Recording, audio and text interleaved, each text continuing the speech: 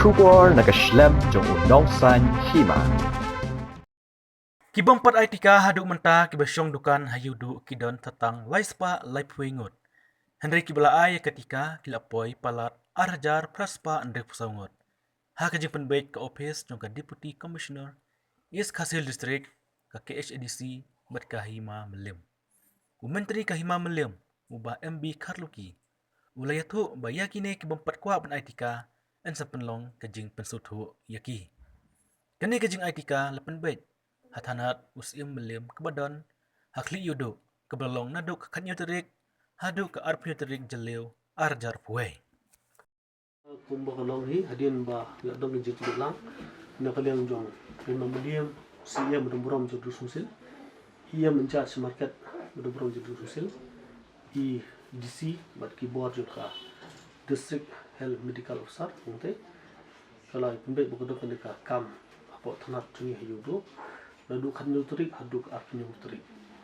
Te kene ke jibu ke kam hangte ko long betnam mentaki Nongshong yo. Ke bosnak long ba.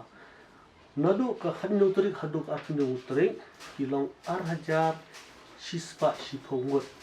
Ki balawat injek bede ki Nongshong yo dok Ïewduh.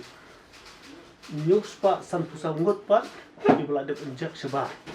Syakisnom gitu Laispa laipui ngot pat ki ba ompat de benjak. Te kumbolo muta borok ki balaga benjak ki Nongshong yo Ïewduh kulong arhajar praspa hidup sawat.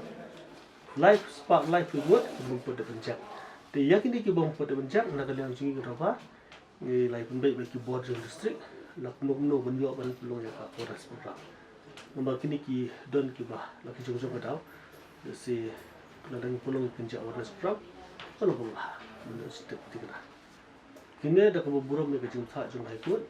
Kita patah hari kebanjat vaksinated, berkibak kebanjat not vaksinated.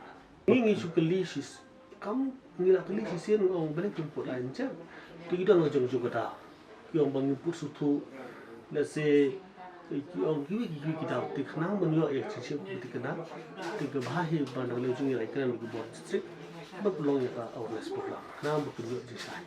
Kumbaga munda ngai ba naka 15% jong jempli jong yo patung ngarai jong sarkar ar sejar paspa untuk sangut kilawan injak kalapoy ya kendai pusau persen. Ini sutunat ini ai kubrom go kraw ya borok kita.